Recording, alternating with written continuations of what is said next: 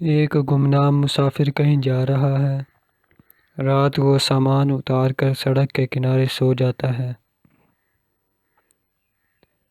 صبح کو جاگتا ہے تو سب کچھ غائب پاتا ہے۔ فریادی بن کر دربار شاہ میں جاتا ہے۔